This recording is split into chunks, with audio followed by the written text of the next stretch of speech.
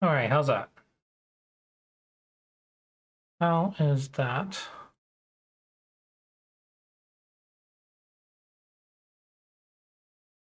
Sounds right. Sounds like it's okay. All right, mic should be working now. How's everyone doing today? Hopefully everyone is doing well. Almost the weekend.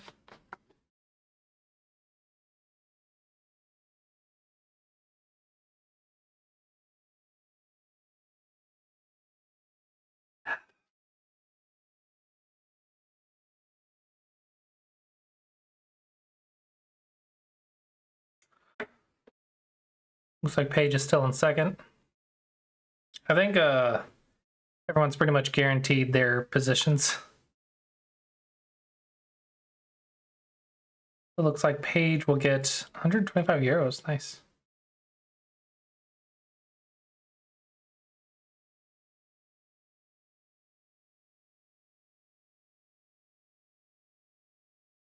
Amaranth. Looks like they'll get second of the DDK. That's 50 euros, so that's pretty cool.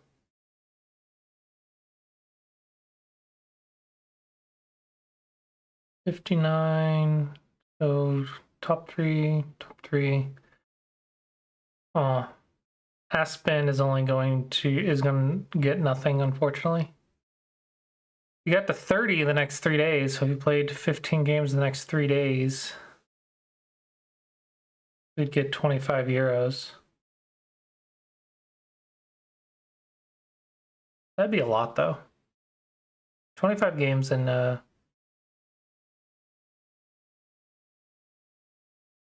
20 to 30 games in 3 days would be hard.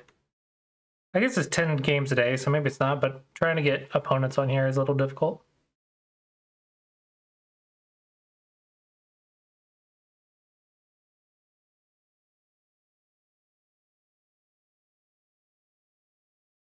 April 26th. Oh, looks like we don't have any events for May yet. Probably a new month.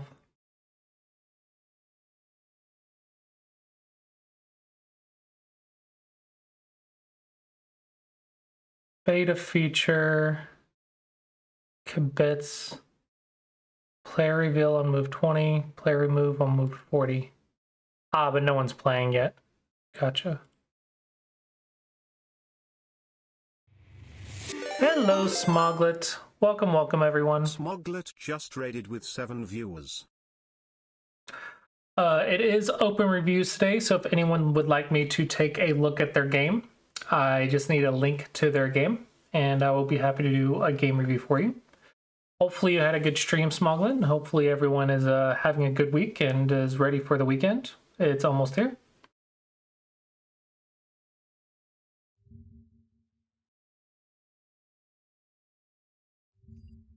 Hello, Fridgeful.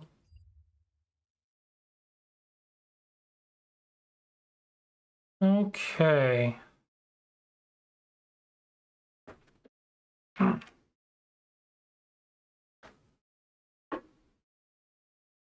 Ended with a 2-hour blitz tilt. Hold on. Did you blitz for 2 hours? That sounds crazy.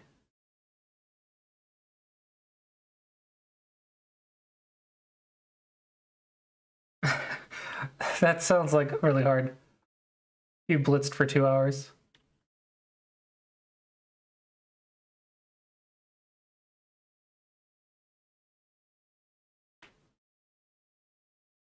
Richful, how have your games been this week? What was the advice that I gave you last time?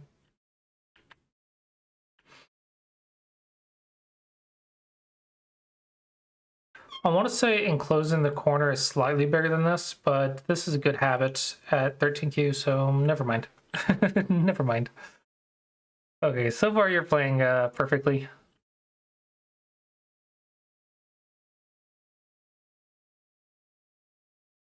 Just needed that one win.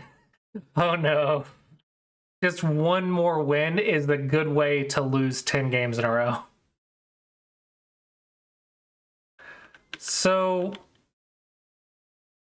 when you have a stone right here to practice this, that's good. When you have a stone right here, it's actually nice to do a 2-space high pincer, because when they jump, you jump, they jump, you peep, and then jump back with this stone. And thanks to this stone right here, there's actually no way to cut the left. So it's actually a very nice position. And if they two space, you can two space. So I think it's a pretty nice pincer when you have the stone right here.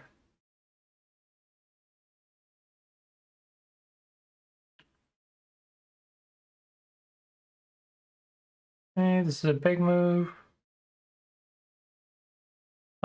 This one's a little odd.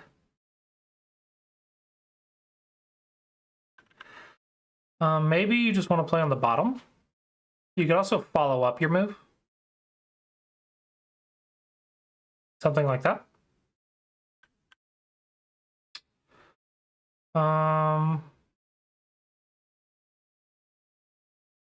Be a little bit more aggressive like this, maybe. Yeah, maybe something on the top side is probably ideal.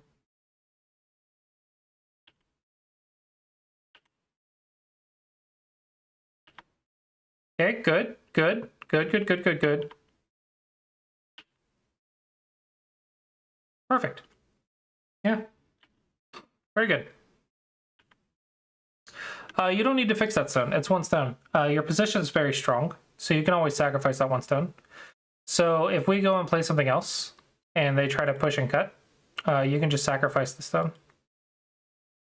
Since it's not a cutting stone, to be clear, it is not a cutting stone, you can sacrifice the one stone. Also, if you're gonna fix with the bamboo. It's much stronger. Okay, 3 space, you can throw a stone in, but I like that you went here, though. A lot of jumping by white. No, this one hurts your stone on the inside, so the follow-up is here.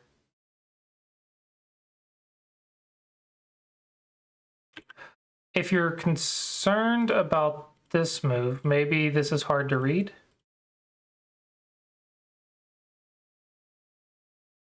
Another option would be to go here. And when they cut you, you can go like this.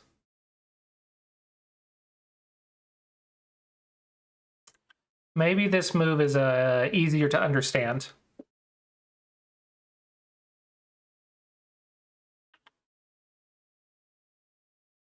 Yeah, here you just killed your own stone. There's no reason not to cut right here. There's no reason not to cut that. That was a little bit soft. Okay. Don't make fifth line. Don't make fifth line territory. I think go start attacking white's position somewhere. I don't know. Just get in and start breaking white's position. Probably the next thing to do. We are not at endgame. We are not in endgame right now.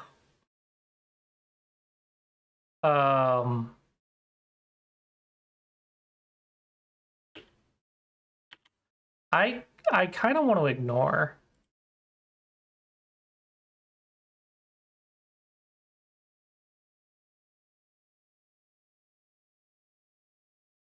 I understand the concern. Everything is in game. I understand the concern, I guess. If you think it's your base, then fine. I think you can ignore it, but it's probably fine.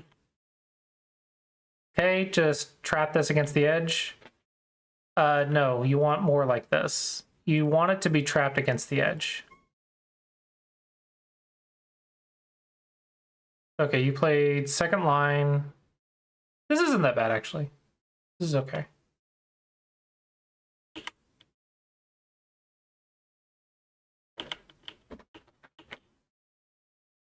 Oh, cool. Cool, cool, cool, cool, cool.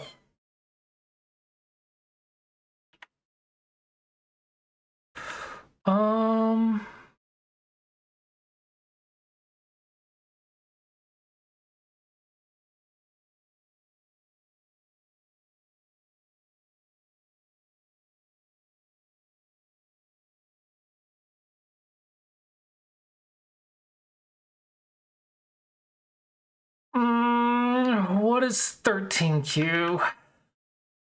What is 13Q? 13Q is probably block right here to stay connected. And then you get a free co. That's probably 13Q. Actually, can you just kill it?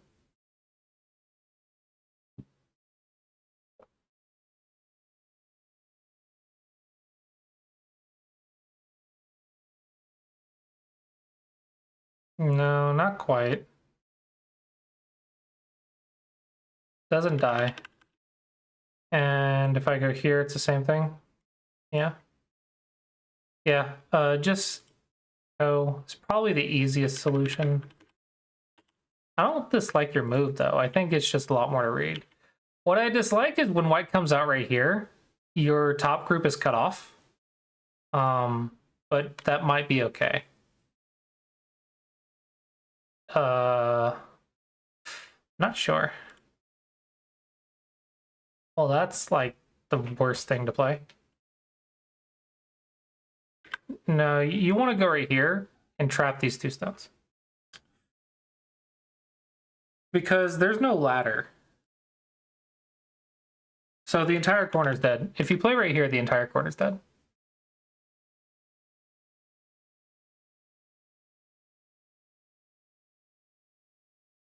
Might still be dead. But you have this ladder. Nice. Nice. Very good. You didn't miss the ladder. You didn't miss the ladder. Very nice. Yep, here's the bad shape. Here's the bad shape. I'll go right here.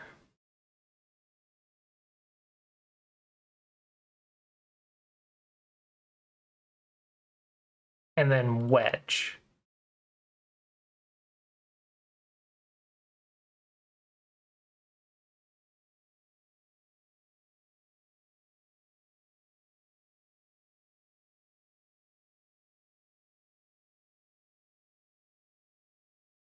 Cool, but not 13Q.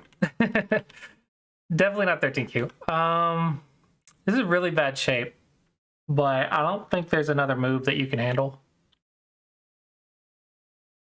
Close, you're close. Your senses are getting there. Your instinct is getting the Aji down, but not quite. I'd have been really impressed if you played right here. Unfortunately, I think this doesn't work either. But it's still a pretty nice squeeze. No, because then you get covered. Never mind, never mind, never mind, never mind, never mind.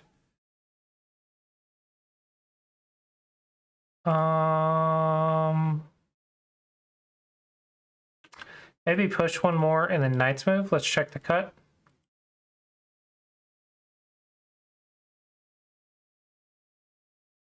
Nope, not good. Maybe push and then knight's move here. And this cutting point is a net. So probably this, push twice and then knight's move. The problem with the diagonal is they can play on the head of the diagonal when they have two stones right here. And it's a bit uncomfortable. Playable, but uncomfortable.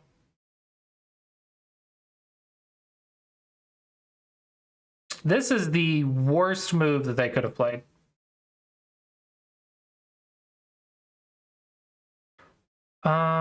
Connections are typically good. I agree. In this case, Tiger's Mouth is better simply because you need this move to escape. And then you could peep right here. And then I think white is almost dead. It looks like white will live though. But it's a little bit more powerful, but it's fine. You stayed connected, which is the key.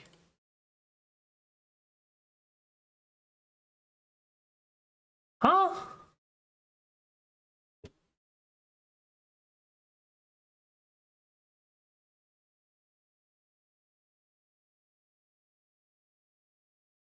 I don't know what that move was. I don't know what they were accomplishing there. Okay. Everyone loves their empty triangle. Careful, this is a 2-space jump from a weak group. I think you need to play a 1-space jump from weak groups. It's safer, it's stronger, and easier to use. 2-space jump from a weak group is very dangerous. Looks like your opponent immediately tried to cut you. I doubt they'll know how to use this at all, but you can see that your opponents are thinking about it. Good, but this is more powerful. Because if they cut you, you cut them. So they connect, and then you play a Tiger's Mouth, and now they're almost dead. They have to play like this, and then you're connected. It's fine, though. It's not like you're making mistakes. It's your opponent that's making mistakes. Wait, is white dead? Do I die?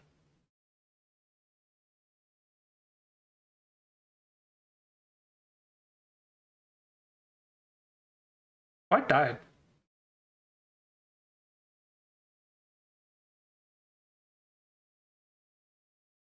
White died. Oops. Oops. Yeah, you just keep surrounding. That's fine. No, you're doing fine. Your opponent's the one making all the mistakes. You're doing fine.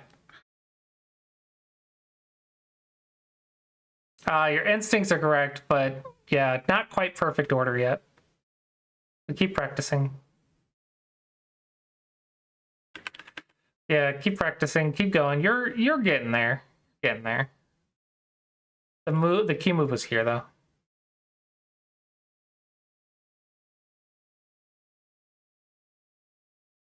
If you connect right here, they will cut you, but you also cut them. Noticing that is kind of the key here.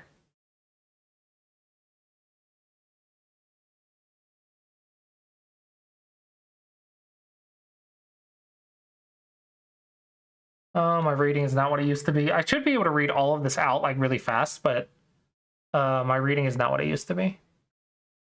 I blame myself for being 30. 33.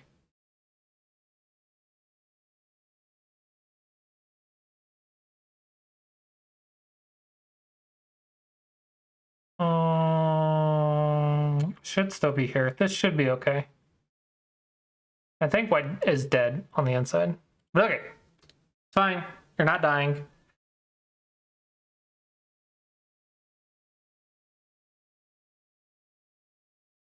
I'm a little concerned about this shape. I'm a little concerned right here. Maybe just Novi. Because your shape is not perfect still. And the reason is because you attacked without a proper follow-up.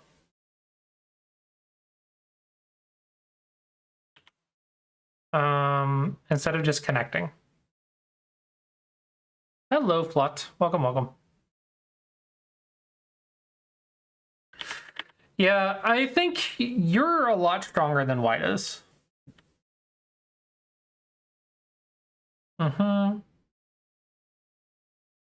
This is too soon. White still has a very big weak group. This group right here is very, very large. All right, very large weak group, plus these 3 stones. So I think that is a big issue. So you skipped attacking your opponent. So I think you can improve your attacking. You're cutting your opponent, so that's good.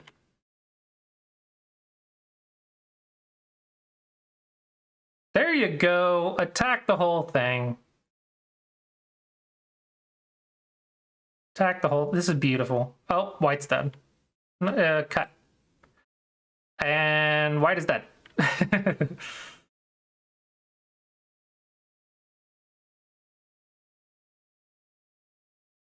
59 by 9 games. Nice. Playing on AI. Do you mean playing against AI on OGS?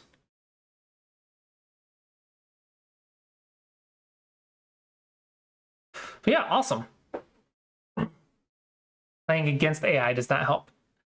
AI is really tricky. Honestly, if you know how to score the game, then you probably don't need AI. The whole point of like the AI at the start is to teach you how to count liberties and score the game, and the AI helps you with that. Whereas humans, pretty much you should be able to figure that out within 2 weeks if you're playing games every day. So you would have to find someone who's only played Go for 2 weeks or less to be at the same level as you. And that's why the AI can be helpful, is because you're not likely to find an opponent that's learning Go at the exact same time as you. But once you get those two concepts down, now you can start working on strategy and reading, and that's when you can start playing against humans, I think. So as long as you can play a game and you don't miss liberties, like captures, you don't miss captures, and you can play to the end of the game and score it, you're probably good. You could probably play humans. But if there are no humans to play, if you wait like 5 minutes and there are no humans, then just play an AI. At least you're gaining experience. But yeah, AI there's a lot of cons and a few pros. Very few pros, lots of cons, but we've used it as a tool as we need it, and then move on. All right. But yeah, glad the series is helping you. Are you playing on OGS?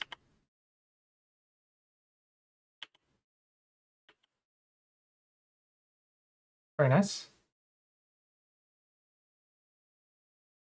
Yeah, in-game cutting points are going to be something that you will suffer from for a long time. They catch you off guard so fast. Oh no, you didn't cut. Oh, you could have cut white.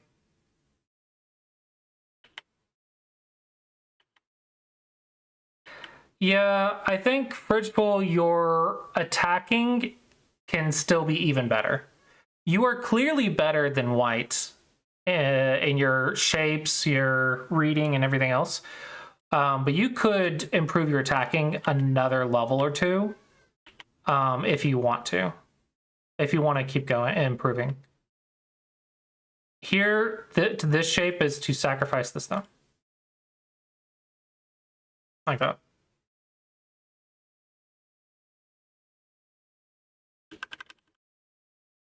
Or just block. Blocking is okay as well. Do you have a game plot? Do you want to get a game reviewed? It is open reviews. What do you want, cat? Meow.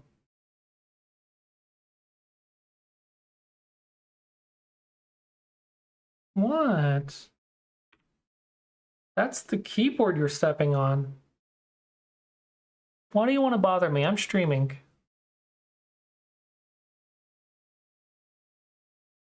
Are you worried about me going crazy because I'm talking to myself? You don't like it when I talk to myself?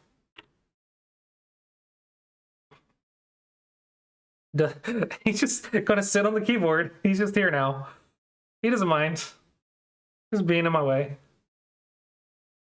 Cat's just being all up in your way.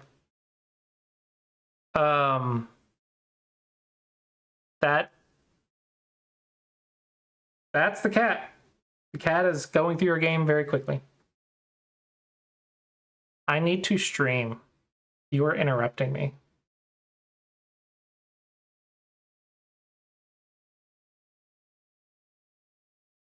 Any of you guys have cats? Yeah. The cat is not teaching you. Do you have any questions for Ritual? Did that all make sense?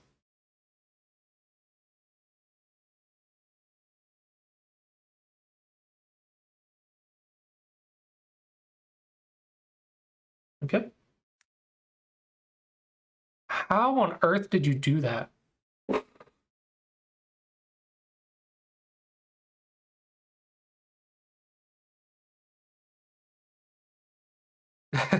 Yeah. Yeah, cats on your desk. Fun. So, uh, a while back, I had to do website development for Sumego Dragon in the car because my wife needed help with her job. So I had a laptop, but before I had a laptop, I had an iPad, and one of the things I tried to do was to remote into my computer at home. It was awful, right? But it was an idea. So I remoted in the computer at home. Yeah, it was pretty awful. Uh, and then all of a sudden, my mouse starts jiggling everywhere, and I realized that I left my monitor on at home. So everything that I was doing, all the coding, the movement, the keyboard, uh, this cat was chasing it over the monitor while I was in the car and not at home, but I had left my computer monitors on. So it was chasing it on the monitor, stepping all over the keyboard, moving the mouse, everything else. And I had no way of stopping the cat from pressing keys on the keyboard and moving the mouse because I was not at home. And so disaster was happening and I had no way to stop it. So I ended up having to call a roommate to go in there and turn the monitors off because the cat was attacking the monitors while I was trying to code. So that was a fun experience. Lesson learned that if I leave the cat at home alone and the monitors move, the cat will destroy my computer. I intentionally did it one day where I put on this bird video for him so he could watch the birds. So I did a YouTube video with birds. So he could watch it while we were gone. And I came home and my monitor was just face down on the desk and everything else because he had been trying to get behind the monitor to find the birds. Dude, he's just getting comfy.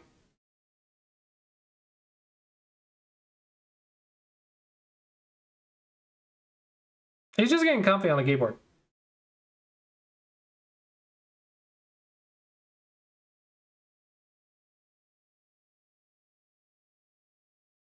Um, Anywho, does anyone have any questions?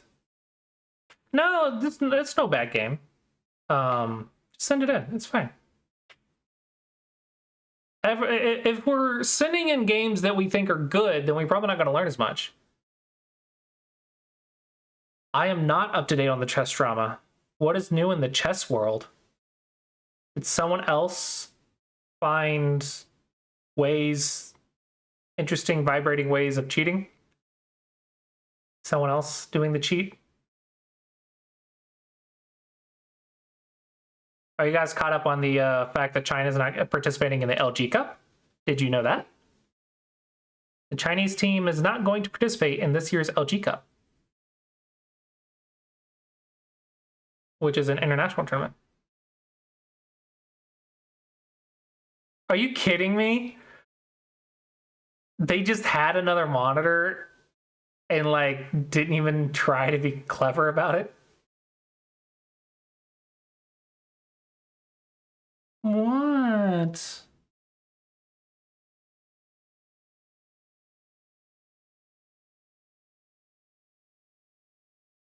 Oh no, one of the streamers did it? Oh boy. They might have just did it for views, honestly. A lot of times drama um can increase your views for a short period of time. So if it's a streamer or something, they might have done it intentionally to get caught just for the views. I didn't know they were doing the PogChamps though. I'm surprised I haven't heard that, considering how many people are involved with PogChamps.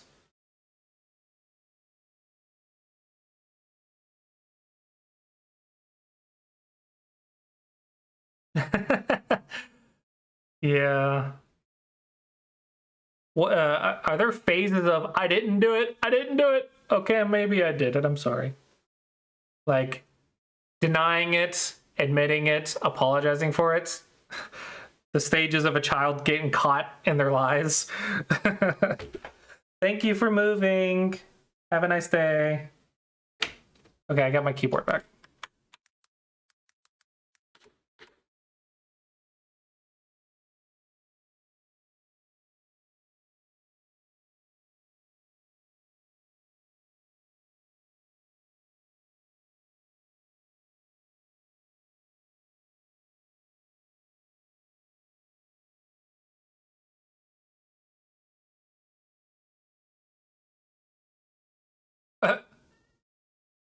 A 600 player playing perfectly. Yeah, not suspicious at all. I'm 900, and I know like my moves would be obviously bad. I blunder pieces all the time. Oh my gosh, I hate chess so much. It's so hard. I don't know why it's so much more difficult for me to improve at chess than I did at Go. But for some reason, it is so much more difficult to improve at chess for me.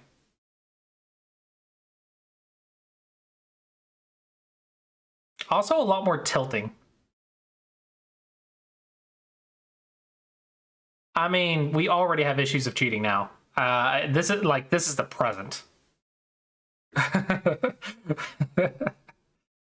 Yeah, people cheat now in Go.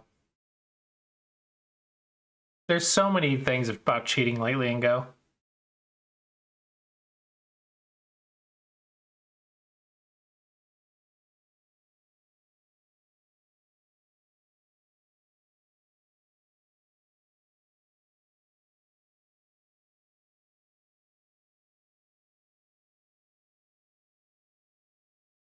Go is getting easier to detect, especially if you're an amateur and all of a sudden you have like perfect play. I will say, I don't know how it is for chess, but it's hard to detect a smart cheater who only uses it for a couple moves per game, who doesn't use it for every move per game. But it's really for those who do it, like organizations can't do it for squat, but for the professional players and for amateurs that know the popular software, it's very easy to detect if someone's cheating. Proving it is hard. Yeah, I could see that. If Park Jawan used an AI to cheat, no one would catch it.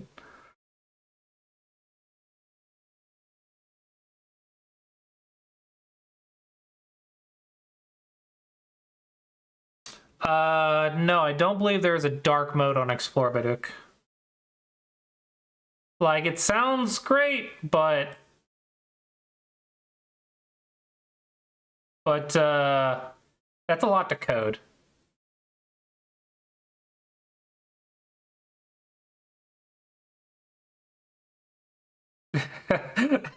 I can see your comment, PW, but yeah, it got censored.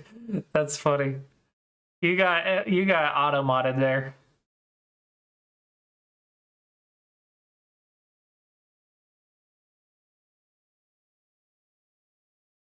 Yeah, you got auto modded.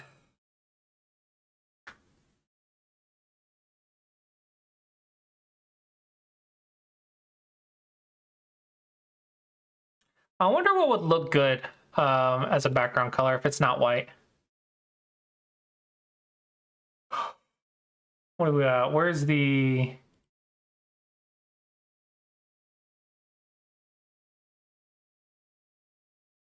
background image?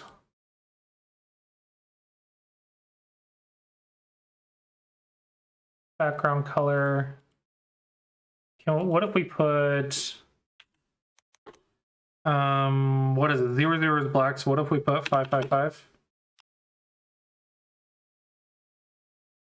Oh, that didn't change anything.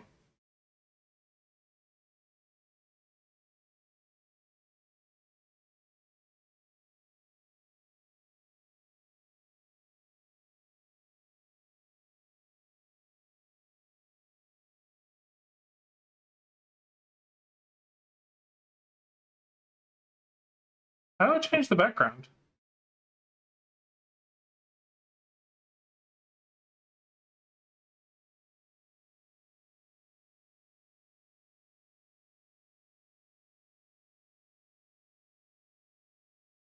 Oh, that's the scroll bar track element. Got it. How do I get the background of the whole page? Click on the body.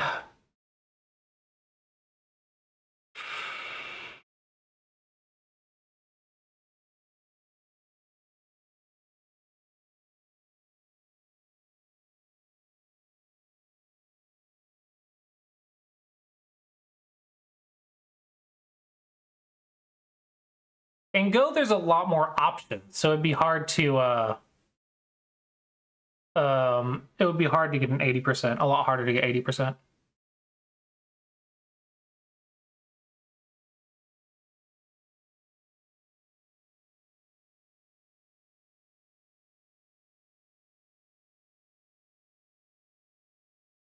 It is not on GitHub. I'm messing around with the CSS or whatever. The inspect element.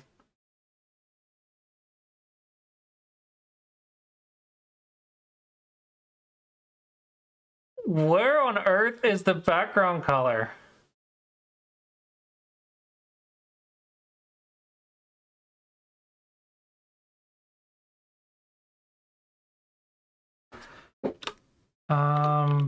Background dash color hashtag 555.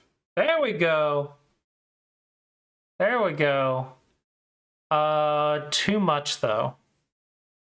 So let's not put it on the body.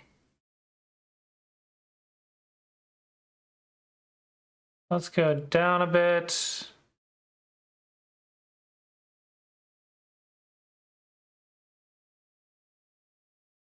How about this?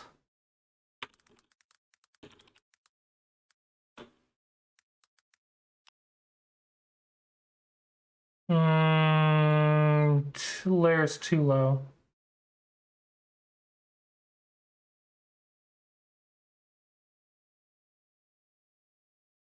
There we go.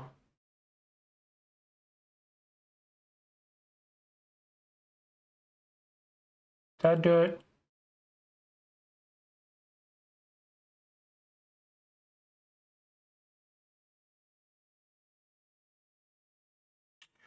Is it so hard to do? I just wanted to change just this background color, but there's so many elements on this page. I wondered if there would be a nice purple tint to match the header, but maybe that's just would be ugly.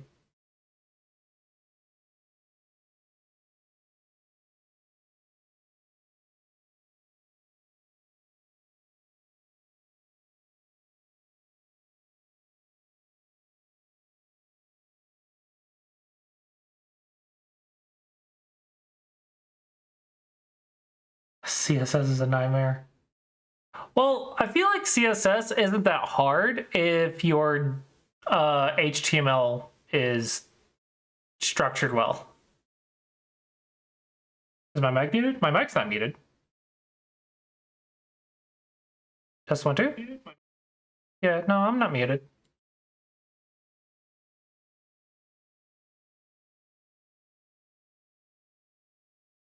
Yeah, I think depending on your HTML structure, it should be relatively straightforward to do CSS, in my opinion.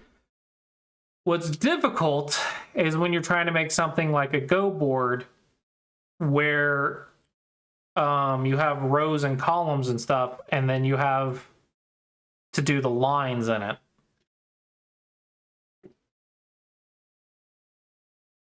But that's more drawing, right? That's not CSS. That's like JavaScript, and I think it's just JavaScript, right? SVG is JavaScript and whatnot, right? I don't know. I do a lot of stuff to automate that for me, so I don't have to worry about it. The Gobon is not CSS.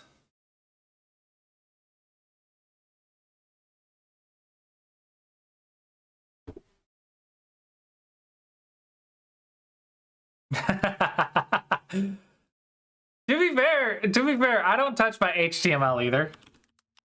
I only touch my JavaScript on some Mega Dragon. Yeah, you keep getting auto-modded. I just use bubble blocks to do it for me. Thankfully, the blocks make plenty of sense, but I just use bubble blocks to do all this for me.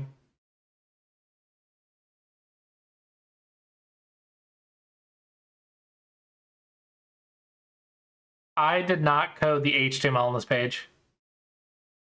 It's a build. It's a no code platform that I have to code on to get a Go board working.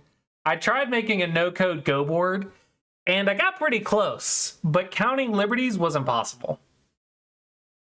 What you need to be able to do captures and to score the game. Yeah, coding a Go board was very close to possible, but once you get into the nitty gritty of the rules, it became impossible with the no code. You had to use JavaScript or something. You had to code something. But I did get the Go board looking stuff working, and you could click stones on the board and remove stones on the board. I got that working with no code stuff. A little bit laggy, but very adjustable and very doable. It was a fun little project to test out my knowledge of the no code platform.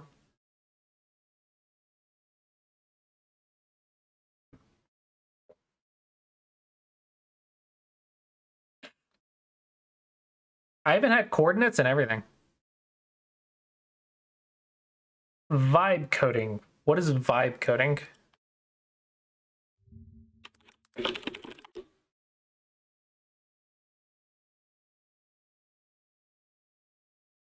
Using AI. Oh, heck yeah. Oh my god. I didn't know JavaScript at the start of this, at the start of some Mega Dragon. Yeah, I use ChatGPT almost as much, like more than I use Google now.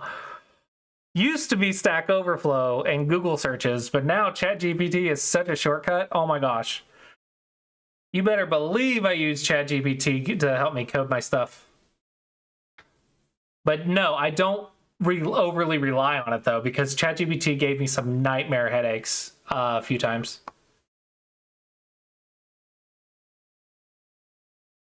But yeah, no, Mega Dragon wouldn't exist without AI, because I didn't know enough JavaScript at the time when I started.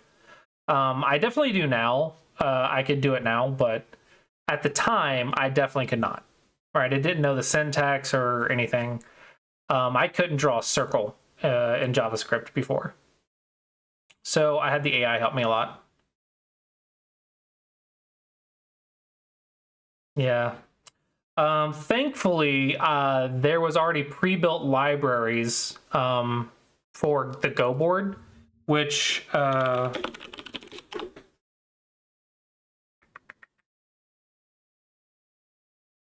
those who are interested, this is the baseline of my Go board. So if you want to make your own Go board player or whatever, that's how I handle it. I'm not sure how it's handled on here. This is definitely not WGO though, I think. I will say one thing that I would love to do to improve on it. Well, no. The Smego stuff works fine, but some of the stuff I'm working on now is the ability to let you play Go on the website, not just against bots, but against people too. And it is a nightmare to try to figure out. Like, I'm trying to use OGS as the backend so you can play people on OGS. That way you don't have to build up a whole new Go server from scratch. But it's a nightmare to keep everything in sync. And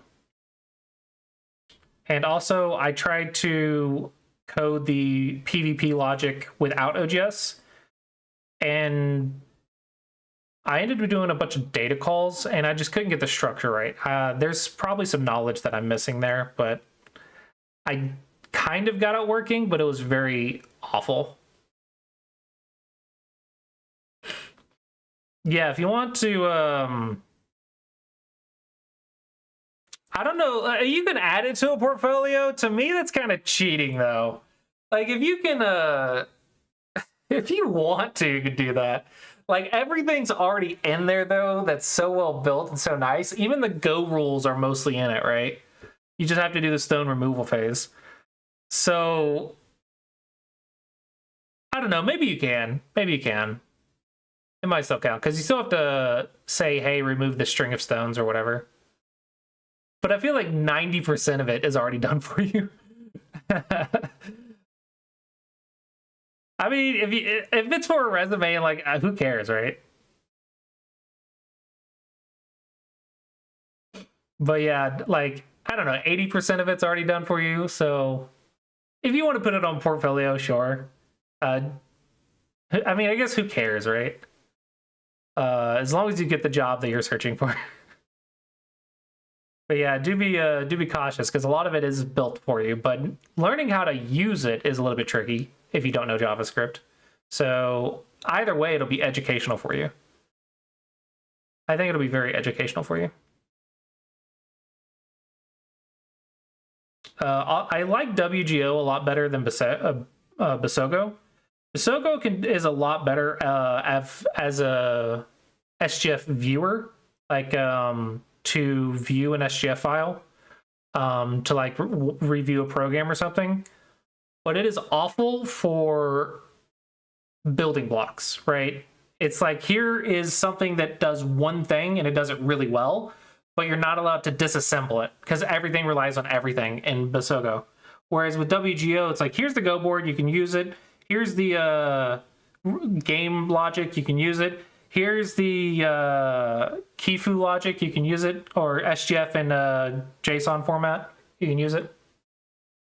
So they're all separate things that you can use as needed. A lot more build-a-block friendly. Basogo gave me headaches beyond headaches.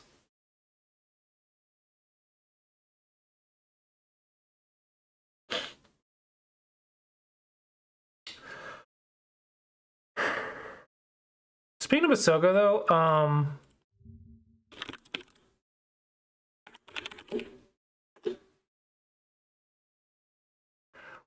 I am using Basogo on Simego Dragon, probably in a interesting way, because I use it to do the explore mode, but it doesn't handle the Simegos logic. I just use it as an SGF viewer for the Simego.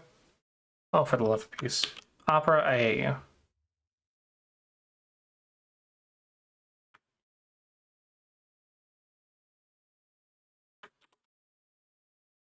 Which I don't know what Explore Baduk uses. I wonder if they built it by hand or not.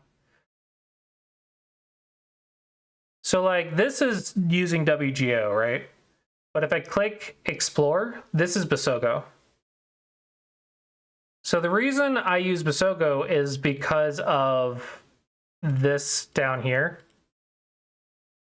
Having the branches is very useful. I'm wondering though, because editing the CSS of this was a nightmare. Because I had to like find all their IDs and all their classes and stuff and change it. But I'm wondering if I code this using WGO, could I make it look better than this, but it wouldn't have this tree right here, this tree branch right here, and I don't know how important that is. Because it might be very important. But I can't code this.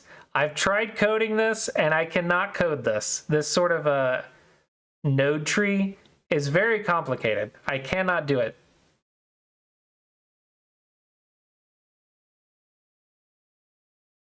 I don't know if you guys can do it, but I cannot. So yeah, this node tree, very important, but I just can't do it. I don't know how to do it. It's too complex for me.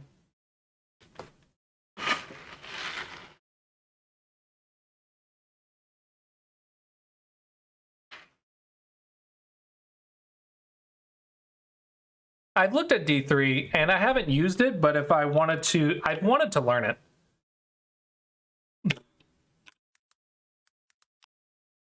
There was one specific one that I wanted to learn, but I haven't done it yet. Like at some point I want to learn it though. The one I wanted, where's the list of them?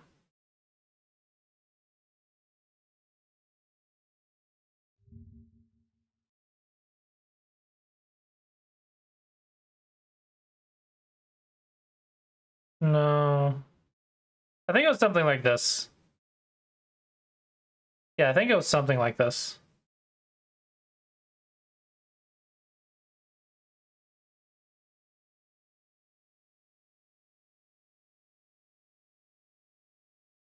But yeah, I've definitely looked into this.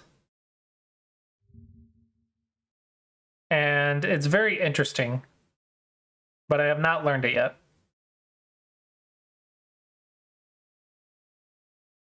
However, my point here is I think this SGF tree could be improved looks-wise. I don't know how. The Semego are from various things. I have a folder that's a collection of collections and many other problems for many other sources. It has 300,000 Semego, but we have to manually go through each of them, make sure they're correct, and sort them. Because I could just upload 300,000 problems, right? I could just do it. However, they would not be sorted, which is the main feature of Semego Dragon, which is just sorting the problems into categories. It would not be sorted. And that is very important to me. Because that's like why I can charge money on Semego Dragon, is because we sorted them for you. We've built our own collections for you to study with. We have the campaign. Yeah.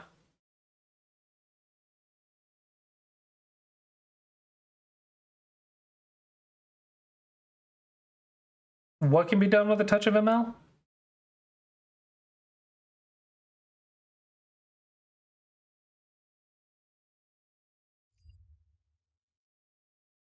There was a list of examples, and I don't know where to find it.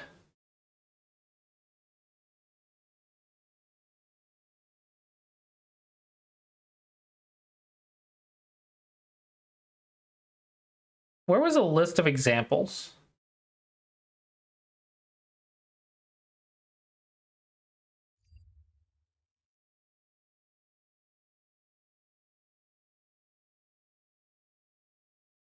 I want to say it. I want to say it's the tree, though.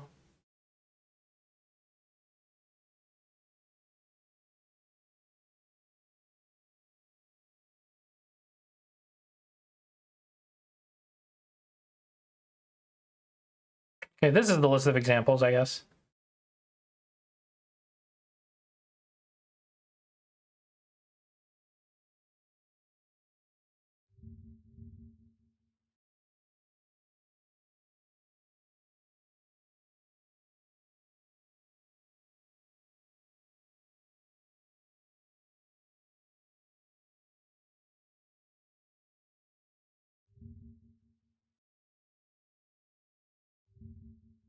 Yeah, here we go. This is the stuff I was looking at.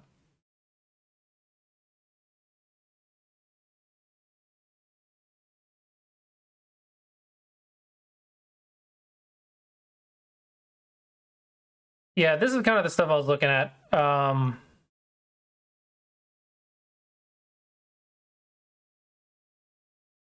Like this one is interesting, I think. This one. This one's pretty, can be pretty. But yeah, this is the stuff that I want to learn. I just don't know how to do it yet.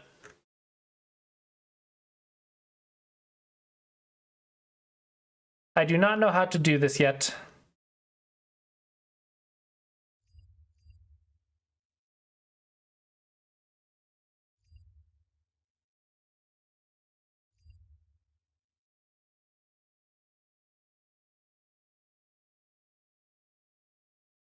The categorization of the Semego, I don't think can be automated.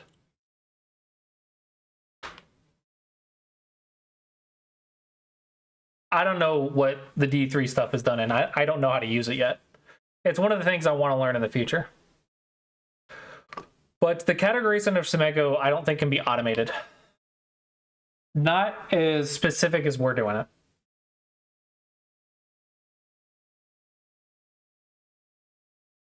One thing I've thought about doing, though, that technically I have a system built in for, is letting users sort it themselves.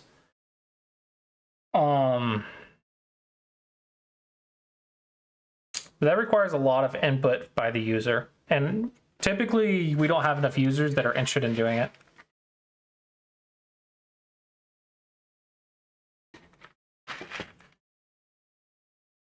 Also, you got to be able to fix wrong branches. And if I give permission for everyone to change stuff, then things get sorted incorrectly. Yeah. That's the reason it's so slow, though. I think 101 Wei Chi, they let users sort them, and I think that's one of the big things that set it differently.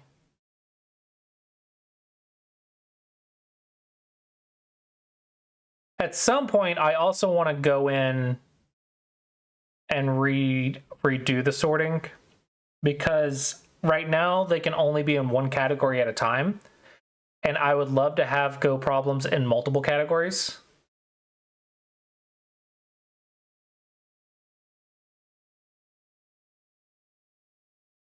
But it is what it is. Hindsight is great.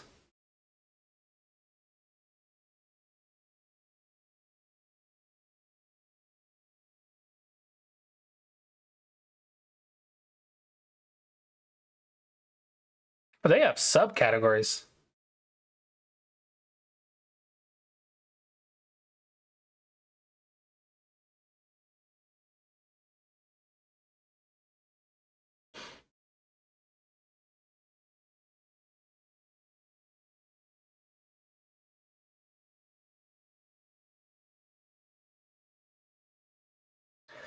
Yeah, they updated this to English now, and this is my biggest competitor. Thankfully, they still have a lot of Chinese stuff, but this is what a lot of the Dom players like using.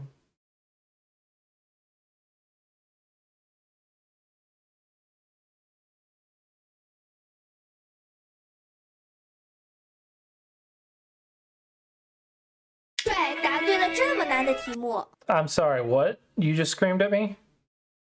恭喜答对啦！还不错，再接再厉。你真强！大侠果然有见地，如此难题都能解。It's cute, but I have no idea what they're saying. 还不错，再接再厉。答对啦，真棒！ Hello,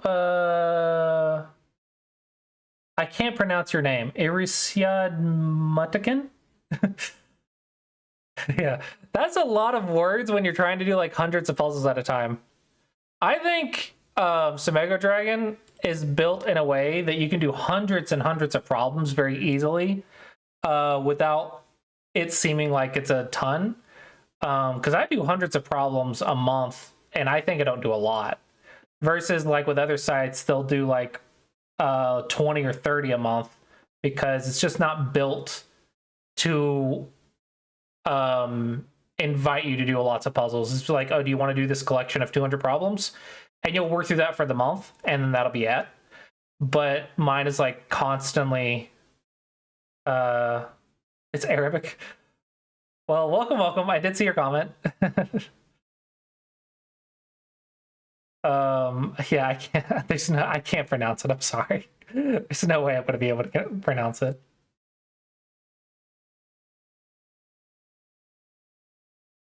But I don't know. I like Semego Dragon, but everyone's been updating their stupid Go problem sites, and I don't know what to do. My sales have stagnated, and I don't know how to increase them. And it's my main source of income too. So I don't know what to do. While we're talking, hey, wait, how to do that?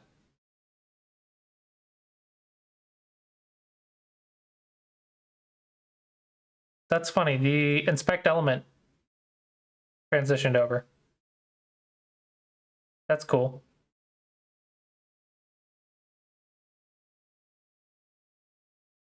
Earshot. Ah, earshot.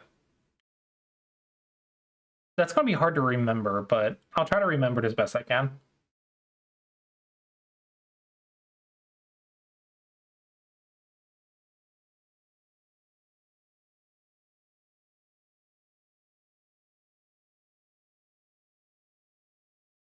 I don't even know I was wearing. Okay, let's refresh. Get a bad look normal. Oh no, do you guys think it could be that could be a nice purple? I don't know. Maybe that would be ugly though.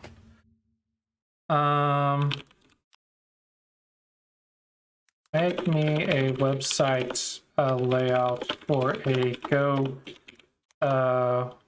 site where you can play Go and give it a purple theme that looks nice and clean. Make this an image. Let's see what this comes up with. Yeah, if anyone wants a game review while we're talking, we are doing open game reviews. So I can also look at your game on Explore Baduk and review it. You can have the game from anywhere. I just need a link to it and I'll upload it to Explore Baduk. And then I can review it for you and help you improve.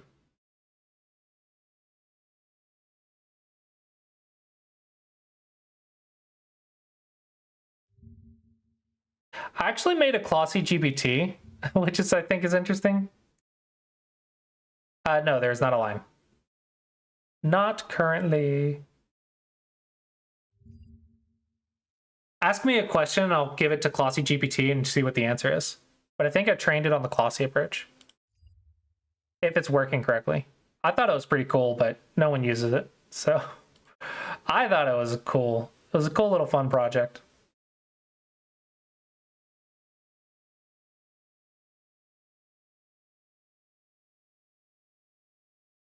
How do I improve at Go while I have a full-time job? Balancing Go improvement with a full-time job is very doable, but requires smart time management and prioritization. Here's a version of the Classy method adapted for a busy adult schedule. Okay.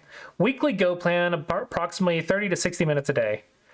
Daily Sumego, 5 to 15 minutes. Use sumegodragon.com during a break, commute, or before bed. Focus on easy to medium problems to build instinct. Solve without hints. If stuck for over 30 seconds, look at the answer and retry later. 5 to 15 minutes a day with Sumego. 2 to 3 games per week, 30 to 60 minutes. Choose longer games if you can. Focus 30 plus minutes, but Blitz or 13 by 13 games are fine if short on time. This is actually quite good advice. Use ranked games to track progress. Don't play tired. Quality over quantity. Most important, review your games. Even 10 minutes helps a lot. Look for cuts, bases, weak groups, and Tanuki timings.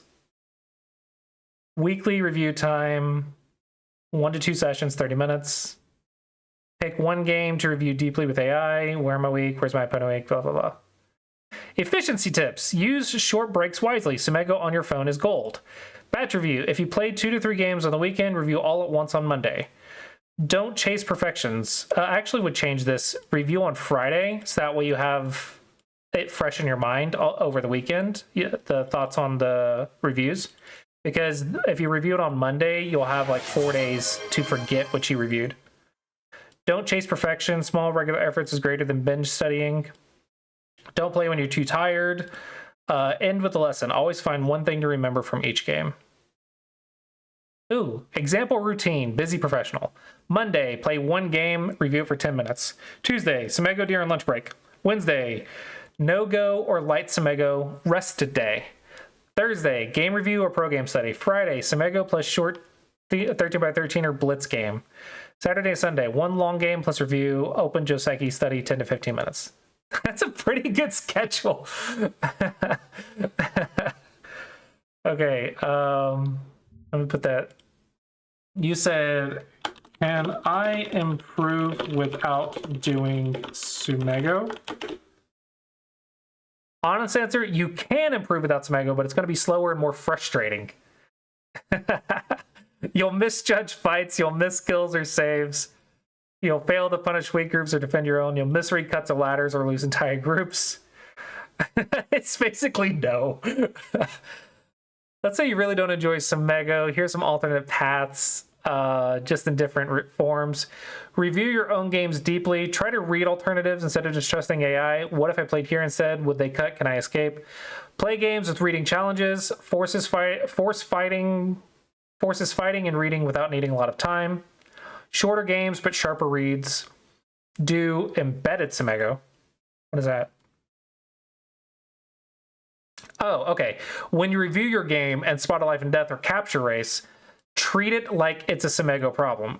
So if you play your game and you're reviewing it, treat the problems as if it was Sumego problems. Solve story-based problems. Some Sumego books, like Graded Go problems or apps, make the puzzles feel like parts of the game, less abstract.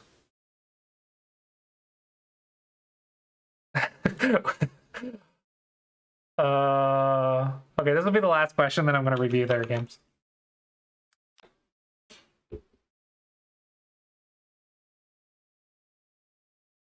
Without AI, find the lose condition. Where did the game shift? Did you die? Lose Sente? Get scaled out of territory? When did I stop winning? That's your anchor point. Go backwards from the loss. Track your steps back 10 to 20 moves from where the anchor point was, or from where you were.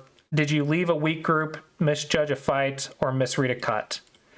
Ask the core questions. Am I weak? Is my opponent weak? Where was the big move? Check every Tanuki. Every time your opponent Tanuki'd ask, was that urgent? This teaches Tanuki timing, one of the most underrated skills. Review the opening. Play what if. Pick 1 to 3 moves where you're unsure. Replay alternatives. What if I jumped instead? What if I cut here instead of running? How to review with AI. Anyway, that's that. I don't know if you guys can access it or not, but I will give you a link. Maybe you guys can do it. You can play around with it. I don't know if the link will work for you or not, but I think that's kind of fun. I trained it on the Colossi approach, so it should be decent, you would think, at arbitrary advice. Okay, so we are reviewing for white. Is that correct?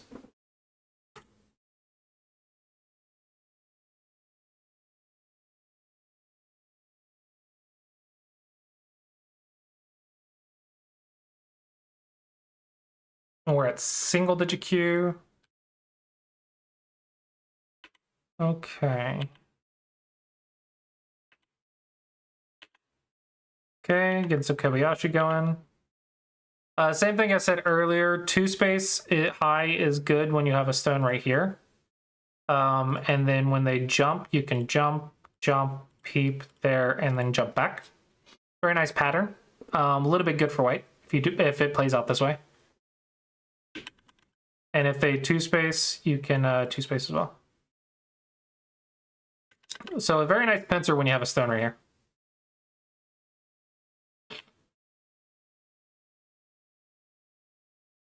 Okay. Since you're single digit Q, I would go ahead and start learning these Josegis, because it's quite useful to know.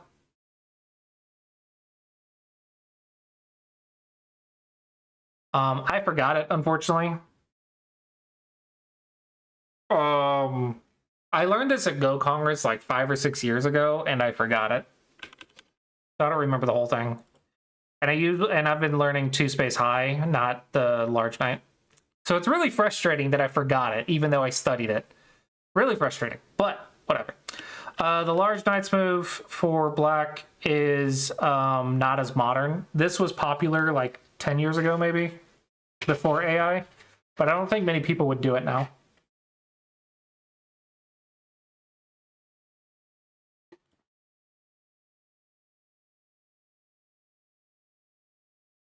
I don't think many people would play this anymore.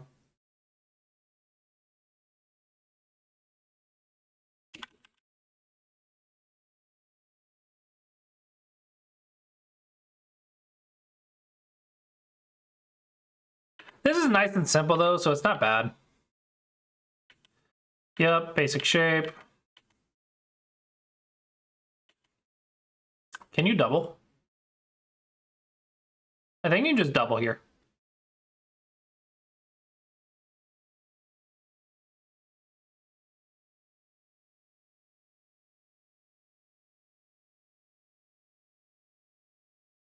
Yeah, I think you can just double Hane that. Because they can't kill this stone, right? Uh-oh. Yeah. You cannot kill this stone.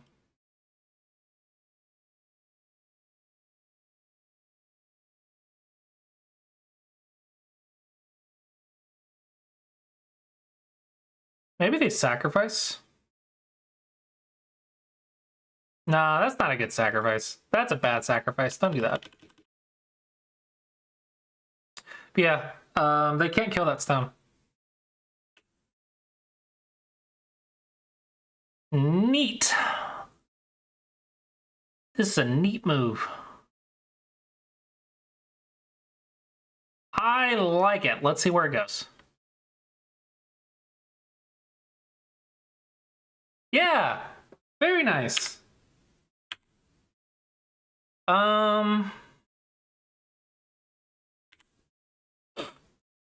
See, 10, 15, 25, 30, 40, say 50 to 55. 10, 20, 30, 35, 40, 46 and a half.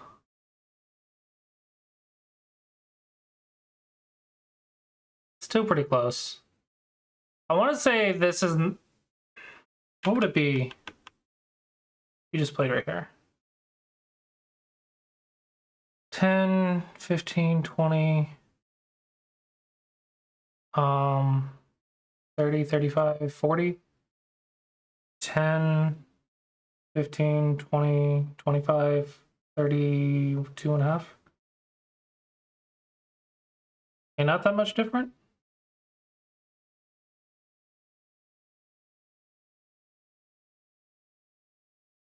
About the same result, I think.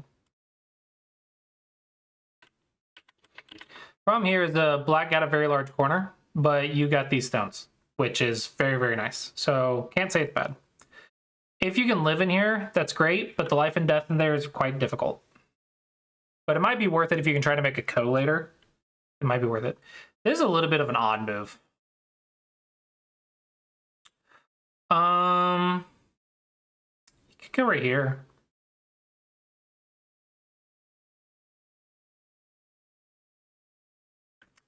You could also go right here. This might be a bad exchange in modern play, but it's an idea. It trades territory for territory. Maybe it's bad in modern play, though. It's just a variation that I know. I don't know if it's good or not.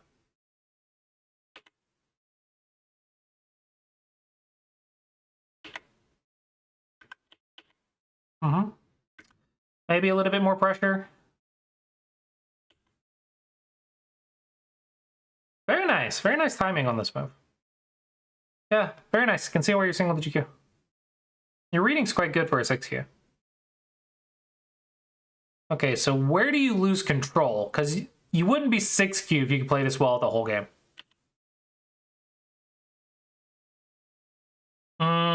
Little sketch, but possible. Just keep in mind that you have a weak group right here, so this would be a little safer. Because getting a weak group right next to a weak group is very dangerous.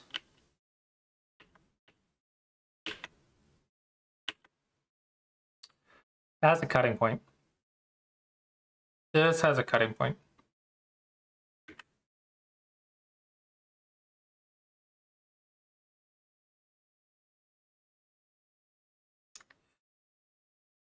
Yeah, I think you played too loose against next to weak groups. Maybe here.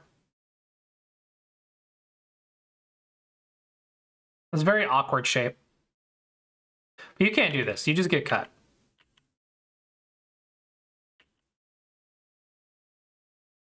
Yeah, you just get cut.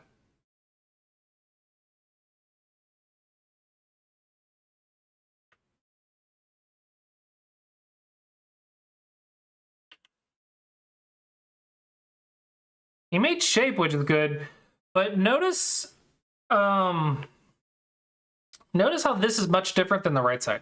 The right side, you got like 15 points for giving them cash. This one, you got a weak group safe for the cash, but the weak group wasn't that weak, so it wasn't worth that much cash. And what I mean by cash is like territory. You gave your opponent points that cannot be taken away for safety, but I think you gave too much. This is overplay. This is just not reading. Yeah, I think you're trying too hard to squeeze this now. Okay, yeah, this corner's falling apart very rapidly. You're getting more and more weaknesses.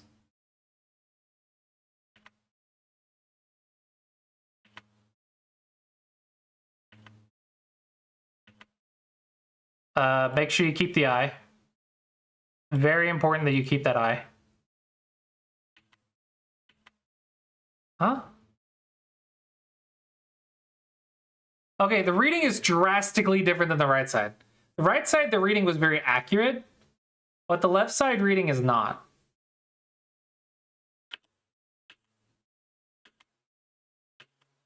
What is the difference?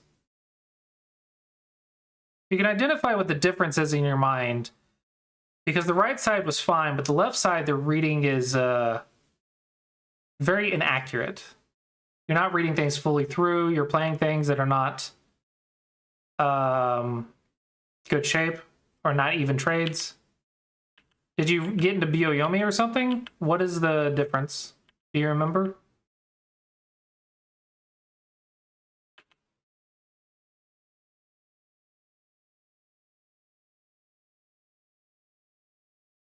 Try to get this shape. Just UPU. Okay. We'll make the entire game like the right side, because the second half of middle game, your reading is much different than the first half of middle game in this game. But the reason you're after this shape is because what you want is a ko, so you can get 2 moves in a row over here. This 2 moves in a row would help you break into this.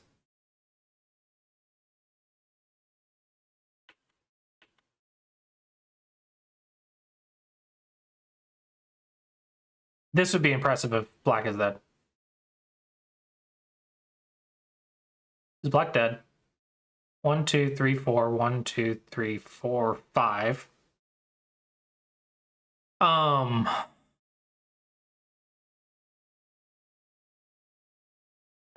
think black's dead. Black's dead, right?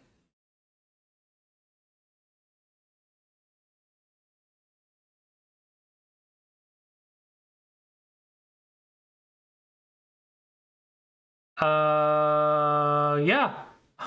I mean, does anyone else see a different result? Because to me it looks like it's 4 to 5.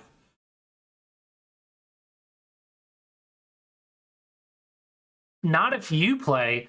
Hold on. That means you need some ego, okay? If you can't say I can win a capture race, that means you need to do capture race go problems. So can you improve without practicing go problems? Yes, technically you can, but this would give you a lot more confidence in your capture race if you had done hundreds of capture race problems, right? I'm just throwing that information out there. This would be a lot easier for you if you practiced it. Yeah, this is a capture race go problem.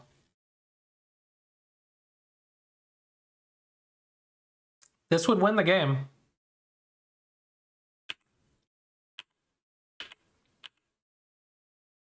Uh-oh. I think you needed this move.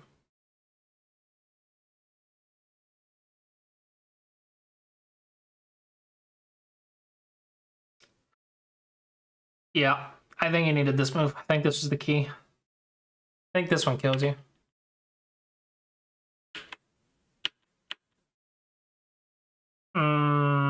This is cap. capture race. Go problem.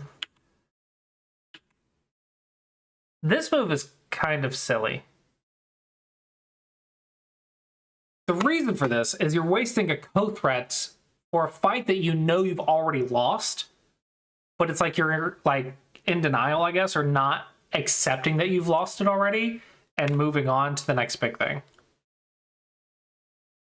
So this move is like forcing them to capture, so you're killing Miyagi. Yeah, this is denial. You're in denial. It's like this move and like this move, you know you've lost it because you can count to 2. But for some reason you're still playing it. It's because your brain is like not wanting to accept that you lost it. So you're just playing out the Aji. Instead, what you should do is like recount, reevaluate, move on, use the Aji for co-threats or something like that. But killing the Aji immediately is the worst thing to do because then you have nothing to work with in the future. Obviously, if you're going to resign, just resign like now. Yeah, this is definitely capture race go problems. The big key is to count the liberties and then figure out which moves increase liberties, which moves don't increase liberties. So let me see, that would be some. I'm wondering what level that would be for 5 or 6 liberties. Regardless of the capture race, the right side reading was definitely better than the top left reading. I think maybe you knew the shape on the right and didn't know the shape on the top left. Let's do capture race, level 4. What do these look like? Yeah, I think these are fine. There's 134 of them. Can you just go through this maybe 3 times? Some of these are easier than others, but it teaches you where the vital point of the capture race is. It gives you a good instinct for the vital point of the capture race.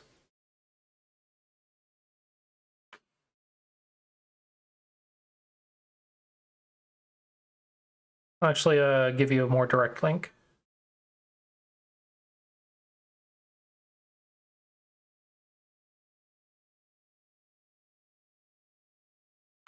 Here you go. This is capture race, and then you can do it at level 4.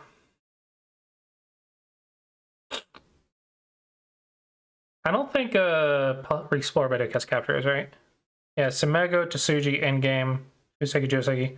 Yeah, so they would need a capture race category, which Tsuji's close.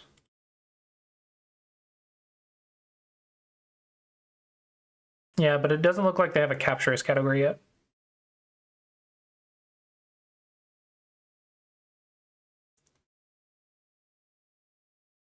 Okay, my question for you then is, did you review it afterwards?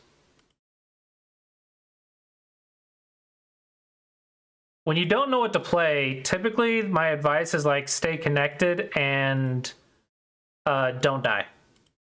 Right? Even if you take a small loss, stay connected and don't die. Or play a little bit of Sabaki. Like, don't overinvest in something.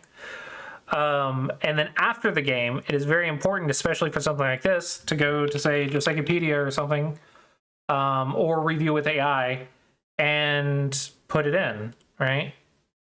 Because this is very researchable. Yeah, this is very researchable, and then you can learn this. And then it'll probably take you more than just one time. This is not the Joseki.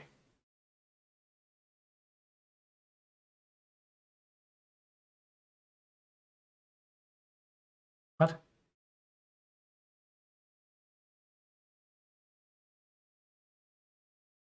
Hold on. This says it's a mistake. This says position is even. You do need a ladder for it. That is very important that you have the ladder. This is the Joseki, though. Position is even. It's not a mistake. It is not a mistake. Don't let it lie to you. Maybe review with AI. That's probably going to be your best bet. You can review the corner with AI. It's fine to review Joseki's with AI. As long as you can handle it. Don't go like too crazy on the most advanced patterns. Like, don't always use AI move. Use acceptable moves. Hello, Cesario. You don't have to play the corner Joseki perfectly. You have to play it within reason that you can handle. So don't always play the exact AI move. Okay, but you can research like your responses to certain things and see what's possible and how you would play it out. And then if you can learn the main branches, then that's good enough. You will not get it the first time you do it. You're likely going to have to mess up that move 3 or 4 or maybe even 5 times in a row. And each time you have to review it with AI before you start getting a good understanding of this attachment. What I mean is, like, when you see a large knight, attach to it and see how it goes. Review the game, review a few times, spend like 5 minutes, 10 minutes in this corner with the AI, and then play another game. And then you do that maybe 5 times, and then you'll have a lot better understanding of this move in the corner. But it does require research, right? It doesn't. You won't just magically know this move without research. And what's really annoying about it is, which is the same reason I don't like chess as much, is if you don't research the corners, unlike the middle game, the corners can almost be memorized. You're going to be at a disadvantage against someone who has learned the patterns for their corner. Right? This is why I would play the large knight move 100 games in a row in order to learn it. So that way I would understand it in and out. To the point that I almost have my opening memorized. Now, the middle game, I think, is a lot more free because it's really hard to memorize, so it's a lot more theoretical. But the opening and Joseki's are almost required to be researched nowadays because everyone and their grandmother has AI. So just learn a few Joseki's about each position. I think this is just going to require you to do research. Research this move, capture ace go problems, and then figure out why the first half of your middle game is better than the second half of your middle game. Figure out what the difference is in your mind. It might just be that you didn't know the position. It might literally just be that. Yeah. Hopefully that's helpful.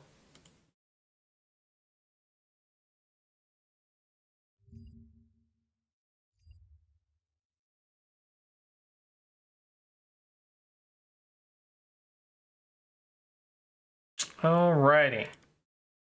Before we jump into this, I just need to go to the restroom real quick. Is there a difference between doing Tsuji Sumego on a website or in books? Yes, but not enough to be that important. If you have a Sumego book, it's almost always good for you. Like, if you're going to buy a Go book, if you buy a Sumego Go book, it's almost always good for you. As long as it's not like you're buying a 20Q Go problem book and you're like 5-dan. Like, if it's dramatic difference in rank, then it's not going to be good for you. But typically, a Go problem book is almost always good.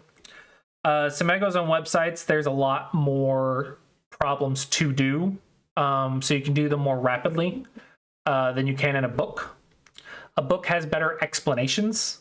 And you can go through the book multiple times. You can also go through the website multiple times. It's very important to not go through problems on a website just by clicking through it. Like in a book, you have to read through the whole thing before you look at the answer, which is a lot better for you. And you can do that on a website as well, but a lot of people don't. A lot of people will click through their ideas, be wrong, and then click through a different idea instead of just reading the whole thing from the start. So how you approach doing Sumego will determine the impact that Sumego has on your game. So books can be better for habits than websites, but websites are better as long as you have good approaches. They have more problems, but they don't have the explanations. So I think both are good. But if you have a book, I think it's like there's no bad reason to have a book. Like the books are fine. Books are good. But I will be right back.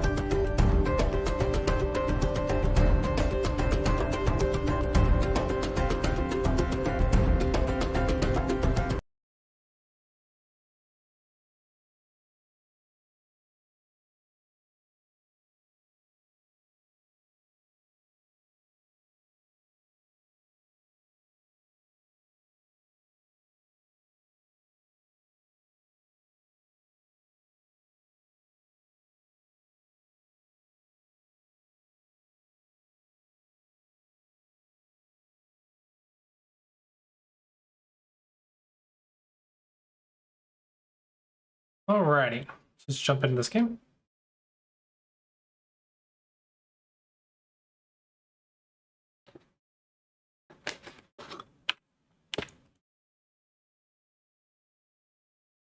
When they're one line away from you, typically you want to respond at least once, and then you can go play it up a corner. Actually, are you still here? Before I get started into this, are you still here?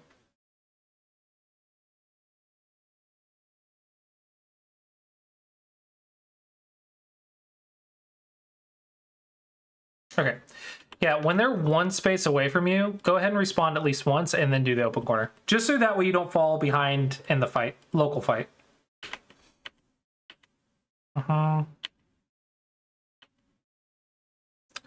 This one's not good. So firstly, you're kind of getting surrounded in the corner, so you kind of want to start making your base. So you want to block this move somehow and start making your base. And that's what this is blocking black from coming under you. But this one is pushing a diagonal without support. So I can just cut you. So it's very dangerous. Instead, I think a jump would be perfectly fine. A jump cannot be cut like this because you just connect. So defense here, and this shape is just cuttable. Now, the follow-ups are complex, but there's no reason to walk into such a complex path. Okay, this is good. Captured zone, very good.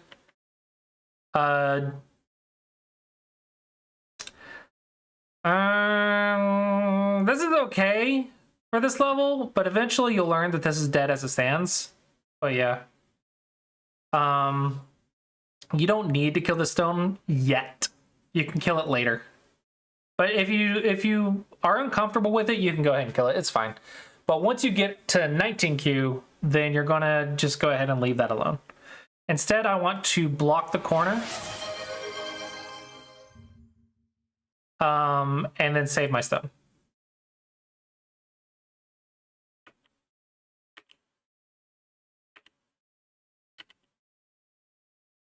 Yeah, so this is a little too early, but I think it's okay. Once you get more comfortable with it, then you'll realize you don't need to do this yet. Jump, and then they're going to come under, and you're going to block. They might come in, you're going to block, and you're going to learn how to block your eye space. Okay, here you connected, that's fine. Checking your cuts is fine. Push it to the edge, very good. You captured it again a little too soon because you missed an opportunity. Your opponent did the same thing that you did over here. They pushed into a diagonal without support, which leaves a cutting point, and this one is actually on the second line. So you could have actually captured this piece. So this is second line cuts, second line cutting points. Very important to learn second line cuts. Yeah, very, very important to master these on the 9x9 because it happens a lot. Make sure you do not miss second line cutting points. Very, very important. Notice how this one is not a second line cutting point because you get Natari. But if it was like this and they played like this is a second line cutting point. Hopefully that makes sense. Invasions are fine to try until you get strong enough to know that this doesn't work. But I think it's fine to try, and this is exactly why it's fine to try, because you have to learn a lot of shapes on the inside. Very nice. No, no, no, no, no, no, no, no, no, no. You need this to be alive. Do you know what eyes are? Have you learned what eyes are yet? Did I talk about that in the Classy approach yet? Or do I talk about that on 13x13?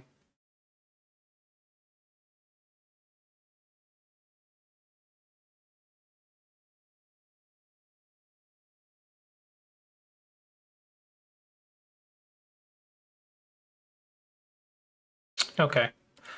Let me pull up an example real quick. Yeah. Da da da da da da da da. All right. So in Go, the person who has the most pieces on the board typically wins. right? Yeah. So you kind of pretend this is already going to be filled, but let's go ahead and play it out. A common thing that a lot of beginners do is they'll start filling these spaces. So let's look at white for a second. White has 2 spaces. If I play, black will capture me. If I play right here, black will capture me. But if I do nothing, black can't play right here and black can't play right here. If I just pass, if I knew how to pass. There's no pass button. There it is. If I pass, black cannot play right here and black cannot play right here. They're both suicide moves. Hello, Luke. Cutting points are the entirety of Q level. So if you knew cutting points inside and out, you would be a Dom player.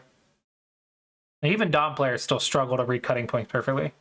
But pretty much, like, Dom players know when there's a cut. Like 90% of the time, we know there's a cut. So this is why you don't want to fill your eye shapes. Something that is yours, that going to be yours no matter what, you don't want to fill it in because you might get captured later. So that's kind of the purpose of the eyes, is to make sure that you don't. Hello, Ron, Chani. To make sure that you don't lose your ability to be alive. So hopefully that makes sense on why you need 2 eyes to be alive. This is an eye, a suicide move. And this is why passing is important. But hopefully that makes sense. And so when we get back into here, you just filled that eye. So now it's going to be harder for you to pass at the end of the game because you might accidentally have killed yourself. Instead, you want to expand and expand, and then maybe make the eye like this. This way, you can make sure that you are alive, and you don't want to start filling the eyes now. You wouldn't start filling these, right? Because then you get captured. But if you do nothing, this is a suicide move, and this is a suicide move, so you're alive. So if you do nothing from here, you're alive. But if you fill it all, you get captured. Hopefully that makes sense. That's what having two eyes mean, is that you can never be captured. But if you fill those eyes, you can be captured. Okay, cool. Awesome. So that's why this is a kind of a big mistake. Oh my gosh. Okay, good. I'm glad you're not missing these. That is 29Q. Like, this is a good 29Q bot. It puts you into Atari, and you might be like, I don't know what Ataris are, and then you die. So you know you can see Ataris, so that's pretty good. You're already that far. So I think the only thing you're missing is the second line cuts and don't fill your own eyes. Like that, you did here, you did it again. Just block. Don't fill your own eyes. So 2 times you filled your own eye. And 2 times you missed... no, that one wasn't real. Second line cuts and don't fill your eyes. That's the last thing you need. Connect the cup. This is not an eye. Okay, to be clear, this is not an eye because you can be captured. This is not an eye if it's captured. So you want to fix it so it doesn't get captured. Big difference. When white plays here, this is not an eye because black can capture. So you have to fix it. That is what is known as a false eye. It is not real because black can capture it. So you have to fill it. Filling false eyes is fine. Filling real eyes is not fine.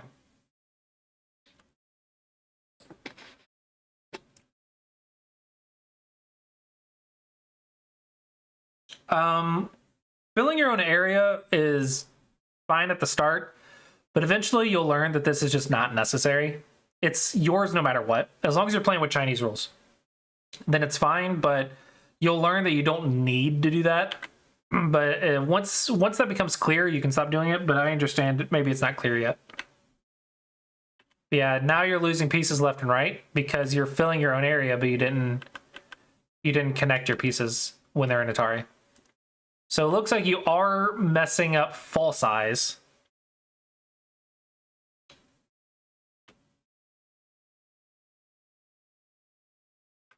Capture, and now you have 2 eyes. This is 3 in a row. What that means is if black plays right here and you connect and black plays right here and you take, this is actually going to be one eye. Some shapes can be reduced down to one eye.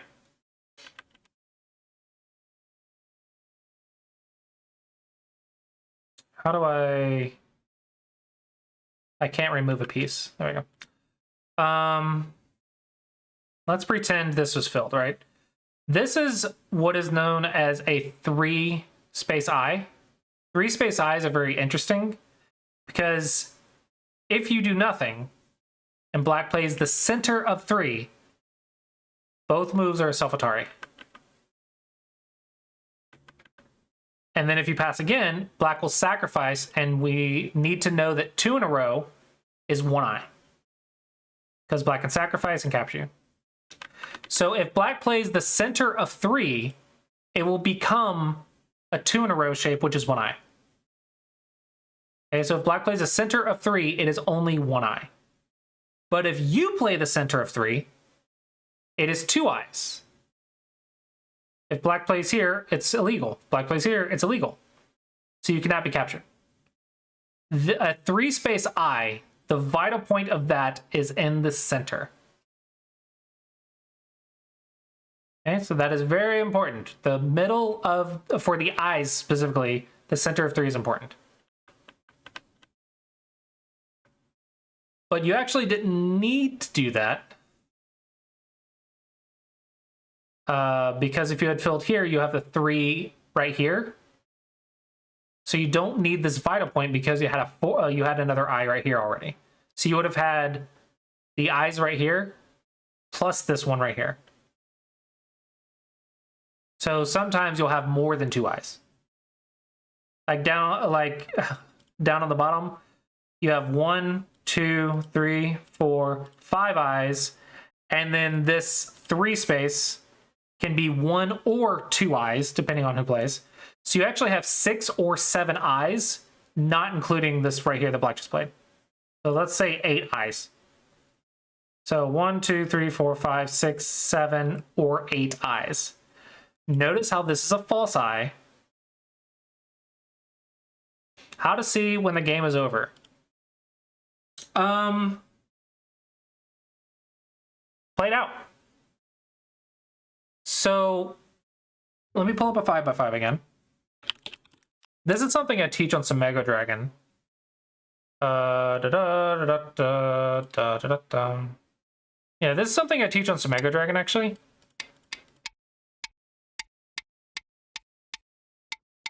Okay, how do I know when the game is over? Well, if it's the amount of space plus the pieces, I can just keep filling in pieces. I can get more pieces on the board, more pieces on the board, more pieces on the board, more pieces on the board, more pieces on the board. Oh, I got captured.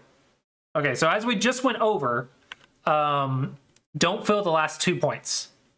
Okay, don't fill the last 2 points. Don't fill the last bit. So here it would be 2 points to 2 points plus the stones on the board. Black has 1 more piece in the center than white does because it's symmetrical. Everything's even except for the center point, so black wins by 1. As you get stronger, well, let me stop here. Hopefully this makes sense on why you have to pass from here. The game has to be over because I have to pass. If I do not pass, I get captured. If I play here, I get captured. So I have to pass. This is like the absolute last thing to do is pass, and black can't take away the pieces. That is what that means. So hopefully this makes sense on why the game is over, because if you continue to play, you will get captured. So you have to stop playing. You have to pass because there's nothing else to do. Then you take it a step further. Well, if I have 3 points right here and I play another move, I still have 3 points because stones plus area equals points. Area plus the pieces on the board is my points. So I didn't actually change anything. Once I realize that I didn't change the score on the inside, I know that I actually don't have to play that move. I can just pass right now. Right? Because I haven't done anything to affect the score. and the computer will know, and then once you learn, if you can learn how to count in real life, it'll also be the same thing. You will know that that is the same value mathematically. It's just your pieces plus the area, your pieces plus the area, the number is exactly the same. So that means once you realize that this is yours, you don't have to fill it. You can just pass. The more games you play, the less moves it'll take to finish the game. And then eventually you'll be right here and you'll be like, I pass. And this is when the game would be done because there's nothing else to do. We don't have to fill it all. However, the confusing part is, what if my opponent plays in here? Okay, well, let's go back to the end of our example. What if I pass, my opponent plays right here? Well, then you capture them. It's still 1, 2, 3 points. Okay, so what if I passed earlier, my opponent plays right here? Well, then I can capture it. I know that 2 in a row, white will just get captured. Okay, so what if I play back here?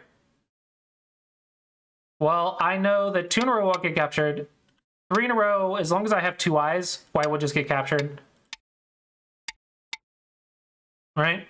So I know that this is mine no matter what, because no matter where white plays in here, I'll just capture white. Okay? And then I know that from right here, maybe you might not be here yet, but when you get to the point that you can say that inside of this, I will capture white wherever they play, then you can pass right now. And then if white goes in, you'll just capture them. And in your mind, you'll just know that that is yours. Right? Hopefully that makes sense. And then there's one more step beyond that, which is if my opponent plays, if I play right here, my opponent plays over here, I know I can capture white. Okay, I know that. My opponent probably knows that as well. So I can play it out. I can just play and capture white, or I can pass, and it is assumed that black captured white, and it'll just be removed from the board. Okay, you will still get the 2 points. You'll still get 2 points for it, whether or not you have this black stone or not. It's still going to be 2 points. Okay, the score doesn't change, and this is called the stone removal phase. You remove the pieces that both you and your opponent agree will just get captured. And if you don't agree, or you don't know, or you don't understand, just capture it. Just play it out. Play it out and just capture it until you understand it. Until it becomes something that you understand.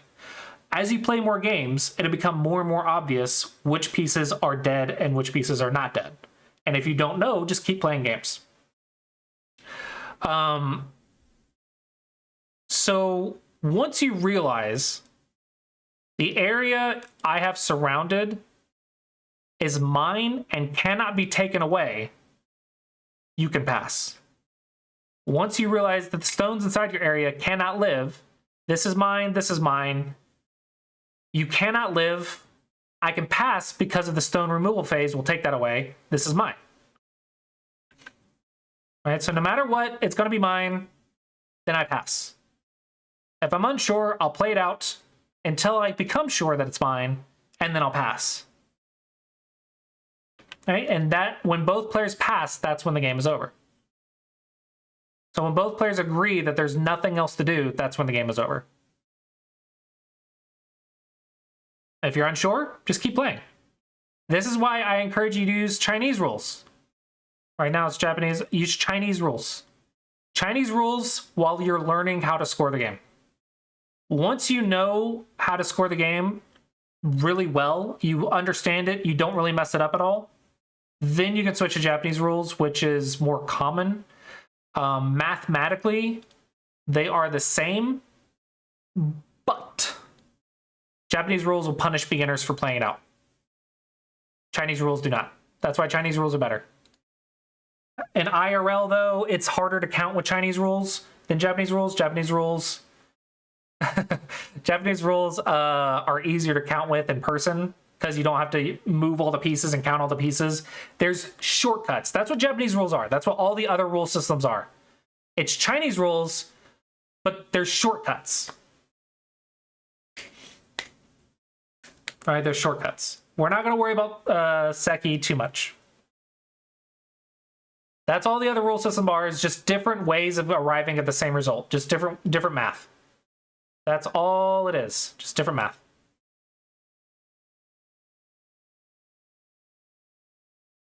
What my...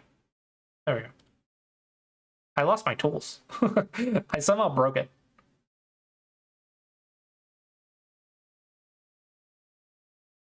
I broke my demo. Hopefully that makes sense. And then you just apply the logic to the big board. Hopefully that makes sense for anyone who did not know how to count.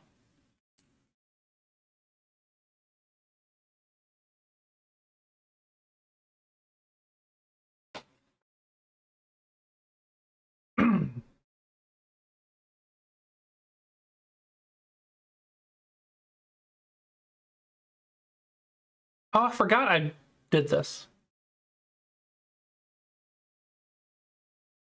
This is from an earlier discussion about what a website could look like. I don't know, that's pleasant. Do you guys think this is a pleasant purple? If this was, if it had a purple background like this?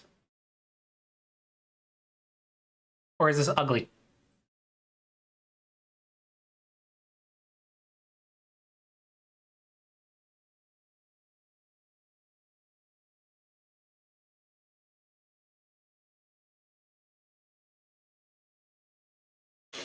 Yeah, I think it looks nice. This is true. Is this colorblind proof? I don't know how the colorblind people work. Is this colorblind proof? It might be. Because white is pretty readable. So as long as the text isn't too small on the lit up purple or the whitish purple, I want to say it's readable.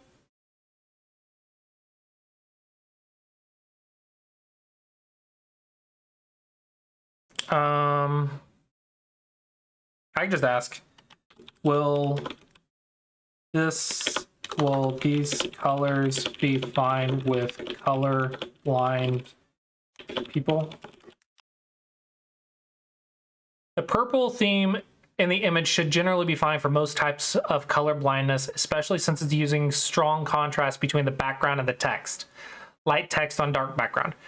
However, here are a few key checks to ensure color accessibility. Good practice present. High contrast between text and background. Minimum reliance on color alone to convey meaning. Check purple shades. Use tools.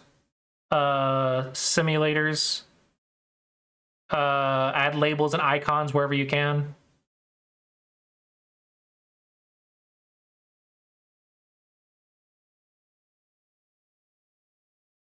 Yes, perfect. See you. Hopefully you enjoyed. Thanks for stopping by. Yeah, I think that's a really nice mock-up.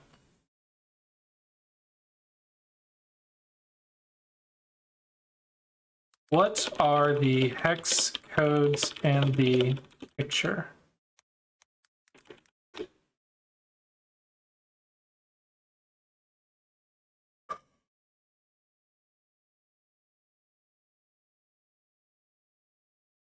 (7A 5EF8).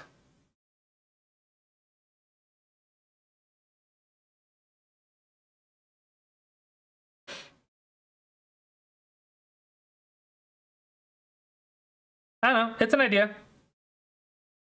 It is an idea.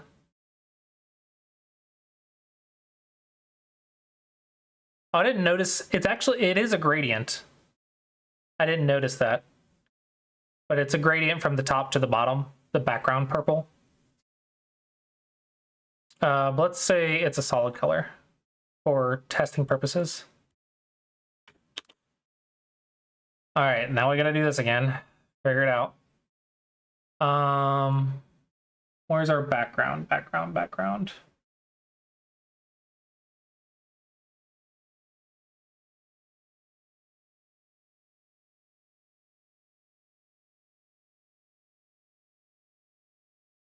There we go.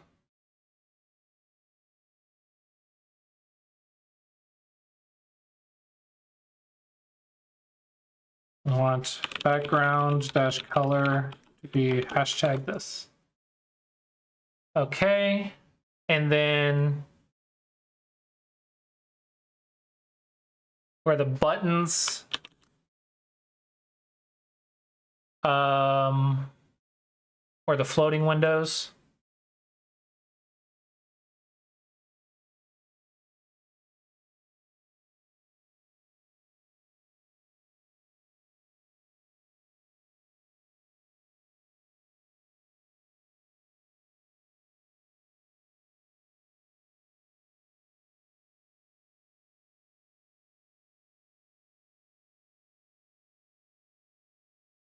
Okay, so this is CSS-1WF32RN.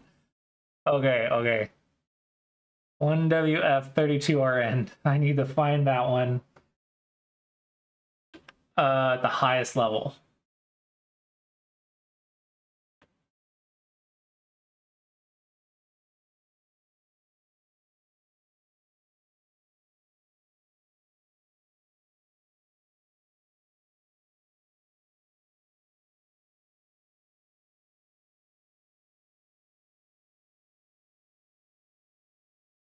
Dang.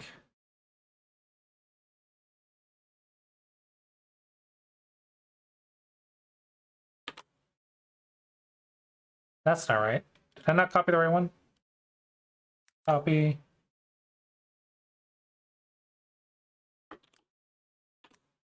Yeah. That looks quite nice, I think. Let's get to the one on the right.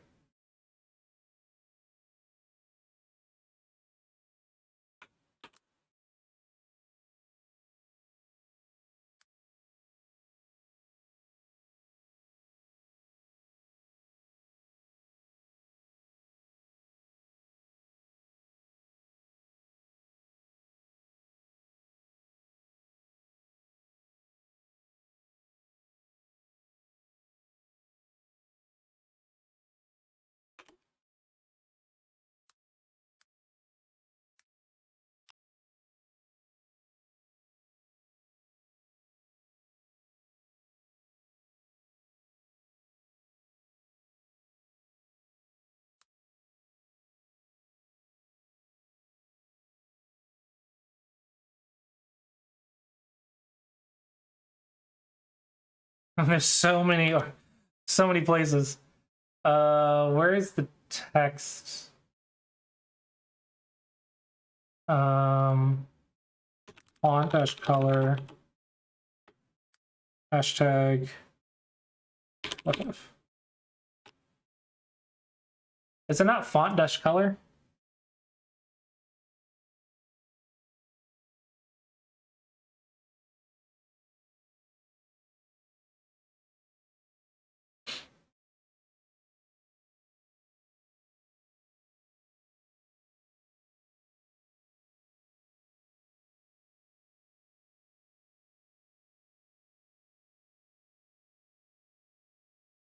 And then for this one,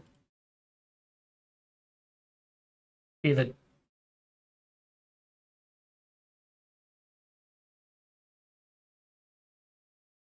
this.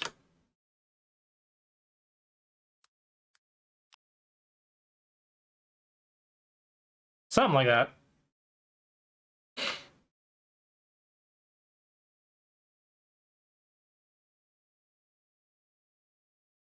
And then this text, we want color, hashtag, what is it? Maybe 222?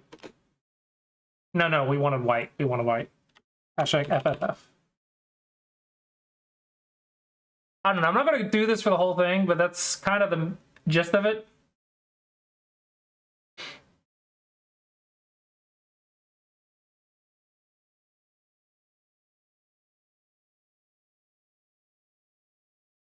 Yeah, I'm not gonna go for every single cell or whatever, but I don't know. What do you guys think?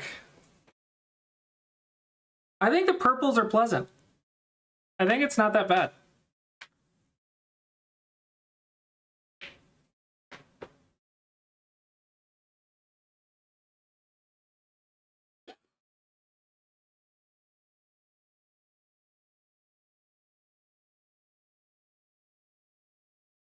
Maybe there's not enough contrast between the text right here and this lighter purple, though.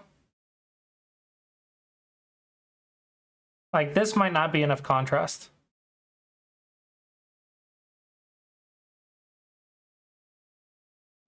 Maybe it needs to be black, but that also doesn't look like enough contrast.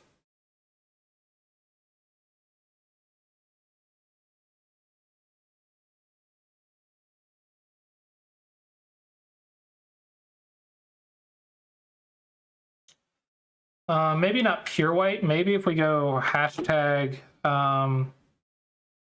CCC. No, that's terrible. EEE. EDD.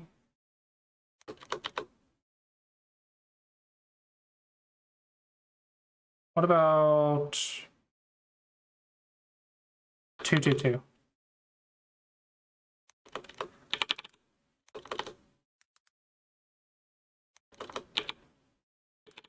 I think on the floating window, it would be better to have some sort of black rather than white.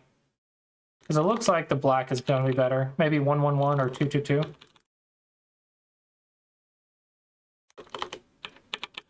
And then on the darker purples, so for the floating windows or whatever, maybe black. I hate text shadows. I don't know about you guys, but I hate text shadows.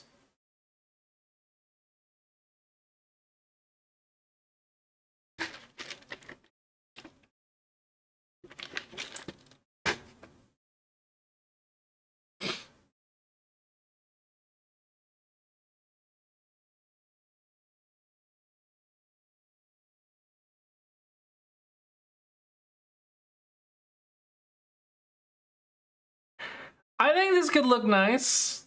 I'm just saying. It doesn't have to be pure white.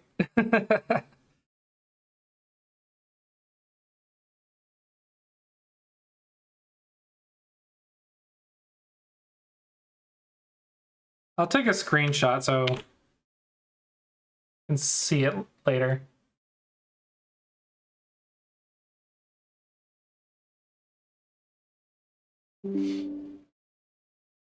I'll send it to him and I'll be like, hey, this is what we came up with on stream. Go AI! Let's save this image.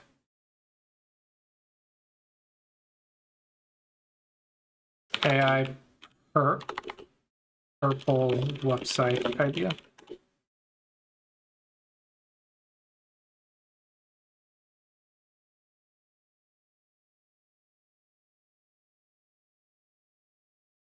Yeah, it's something to play around with.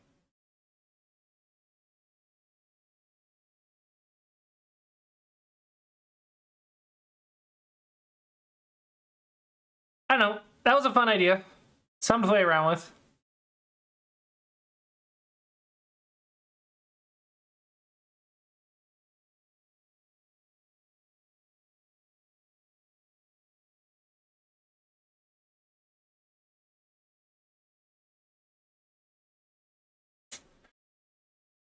Okay, it does look like we are out of time for today. Well, hopefully you guys enjoyed the stream. I appreciate you guys coming around and chatting, even if it wasn't about Go the entire time. I think we had a lot of nice topics to talk about. Let's go ahead and see who else is also streaming. I will be back tomorrow doing game reviews. It'll be the KGS, or not the KGS, the Go Congress game reviews.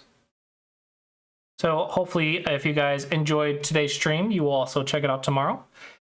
Try to play some games by tomorrow, and I can review them for you tomorrow as well. But with that, hopefully you guys enjoyed today's stream, and I will see you guys next time. Adios!